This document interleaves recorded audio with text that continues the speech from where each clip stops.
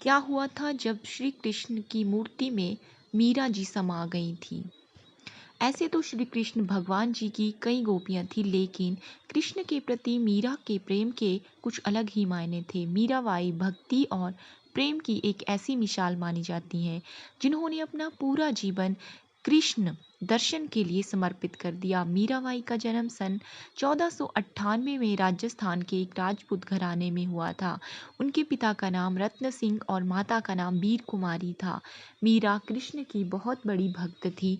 जब वह 4 वर्ष की थी तब उन्होंने अपने घर के पास हो रहे एक विवाह को देखकर बेहद मासूमियत के साथ अपनी माँ से पूछा था कि प्यारी माँ, मेरा दूल्हा कौन होगा। मीरा के इस सवाल पर उनकी माँ ने मुस्कुराते हुए श्री कृष्ण की मूर्ति की तरफ इशारा करते हुए कहा था कि मेरी प्यारी मीरा, श्री कृष्ण तुम्हारे वर होंगे। जिसके बाद से ही मीरा श्री कृष्ण को अपना स्वामी मानकर उनके प्रेम में विलीन हो गई। कुछ समय बाद ही मीरा की माँ का निधन हो गया था।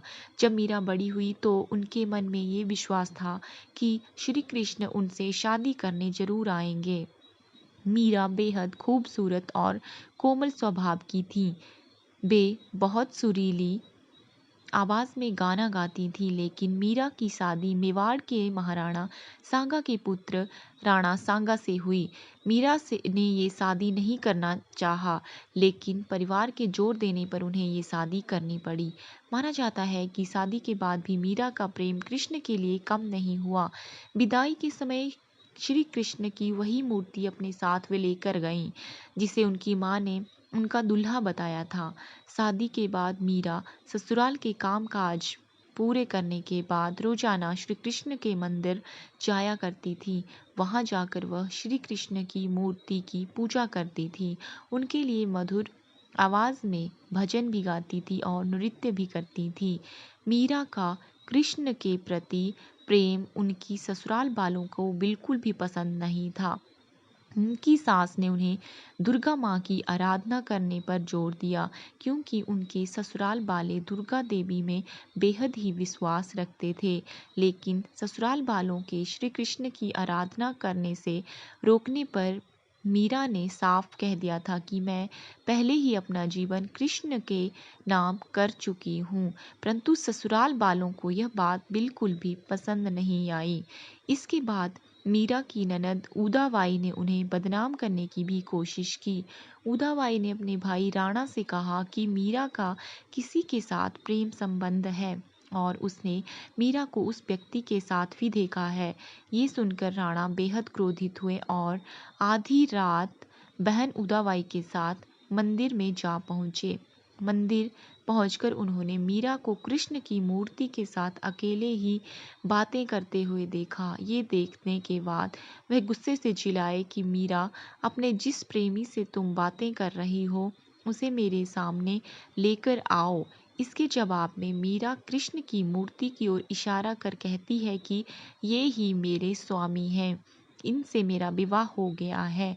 ये सुनने के बाद राणा का दिल टूट गया, लेकिन फिर भी वह पूरी श्रद्धा से अपना पति धर्म निभाते हैं और आखिरी सांस तक मीरा का साथ देते हैं। परंतु मीरा का देवर विक्रमादित्य चित्तौड़गढ़ के नए राजा के रूप में चुना गया था। उनको कृष्ण के प्रति मीरा की भक्ति और लोगों के साथ मीरा का मेल जोल बिल्कुल भी पसंद नहीं था। उन्होंने मीरा को मारने के लिए फूलों के हार की एक टोकरी भेजी। इस टोकरी के अंदर उन्होंने जानबूझकर एक जहरीला सांप रखा। मीरा ने जैसे ही वह फूलों की टोकरी खोली और देखा तो उसमें कृष्ण की एक खूबसूरत मूर्ति फूलों के हार के साथ पाई गई। इसके अलावा विक्रमादित्य ने मीरा को मारने के लिए प्रसाद में भी जहर मिलाकर भेजा। मीरा जानती थी कि उस प्रसाद में जहर है, फिर भी मीरा ने वो जहरीला प्रसाद ग्रहण कर लिया, क्योंकि उन्हें विश्वास था कि कृष्ण जी उनको जहर से जरूर बचा लेंगे। जब मीरा को मारने की कोशिशें हद से ज़्यादा बढ़ गईं तो मीरा ने तुलसीदास को एक खत लिखकर उनसे उनकी राय मांगी। तुलसीदास जी ने जवाब में लिखा कि उन्हें त्याग दो, जो तुम्हें नहीं समझ सकते हैं, क्योंकि यही ज़रूरी है। भगवान के लिए प्रेम ही सच्चा प्रेम होता है, दूसरे रिश्ते झूठे और भक्ति होते हैं। मीरा का जीवन उस समय पूरी तरह बदल गया जब अकबर और तानसेन वेश बदलकर मीरा के गाने सुनने चित्तौड़गढ़ के मंदिर आ पहुँचे। उन्होंने मीरा के पवित्र चरण छूकर कीमती जवाहरात की माला कृष्ण की मूर्ति के आगे रख दी। जैसे ही राणा को ये सूचना मिली, वह बेहद क्रोधित हो गए, जिसके बाद उन्होंने गुस्से से मीरा को कहा कि जाकर कहीं डूब मरो और जीवन में कभी भी मुझे अपना चेहरा मत दिखाना। तुम्हारी वजह से मेरी और मेरे परिवार की बहुत ही बदनामी हो चुकी है। तुमने हमें लांछित किया है। मीरा ने राणा की कही बातों का पालन किया और वह गोविंदा गिरधारी गोपाल जपते जपते कृष्ण के ख्यालों में नाचते गाते नदी की ओर बढ़ने लगी। जैसे ही मीरा ने नदी में कूदने की कोशिश की, पीछे से किसी ने उनके हाथ को थाम लिया और वह गिरने से बच गईं। मीरा ने मुड़कर देखा तो अपने प्रेमी कृष्ण को पाया। कृष्ण को अपने पास देखकर मीरा को विश्वास नहीं हुआ और वह कृष्ण की गोद में बेहोश होकर गिर पड़ी। ये देखकर कृष्ण मुस्कुराए और मीरा के कान में धीरे से बोले, मेरी प्यारी मीरा, तुम्हारा जीवन नश्वर रिश्तेदारों के साथ समाप्त हो चुका है। अब तुम आज़ाद हो, खुश रहो।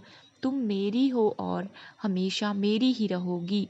इसके बाद मीरा वृंदावन चली गई। मीरा के वृंदावन चले जाने पर राणा वृंदावन आकर मीरा से माफ़ी मांगते हैं और अपने साथ चलने को कहते हैं, लेकिन मीरा साथ चलने से इनकार कर देती है और कहती है कि मेरा जीवन कृष्ण जी से जुड़ा है। ये सुनने के बाद पहली बार राणा कृष्ण के प्रति मीरा के प्रेम की भावना को समझते हैं और वृंदावन से लौट जाते हैं। लेकिन कुछ समय बाद मीरा भी मेवाड़ लौट आती है और अपने पति राणा से विनती करती है कि वह उन्हें कृष्ण जी के मंदिर में रहने की अनुमति दे दें।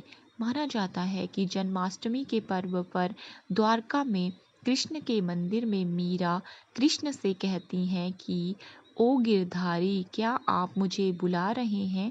मैं आ रही हूँ। मीरा को ये कहते सुन राणा और वहाँ मौजूद सभी लोग हैरान रह जाते हैं। माना जाता है कि कृष्ण को पुकारते ही मीरा में एक तरह का प्रकाश उत्पन्न हो गया और मंदिर के कपाट अपने आप ही खुद से बंद हो गए। जब कपाट खुलते हैं तो मीरा की साड़ी कृष्ण भगवान की मूर्ति पर लिपटी हुई होती है, लेकिन मंदिर में मीरा नहीं होती। सिर्फ मीरा और उनकी बांसुरी की आवाज़ सुनाई देती है। माना जाता है कि मीरा कृष्ण की मूर्ति में ही समा गई थी।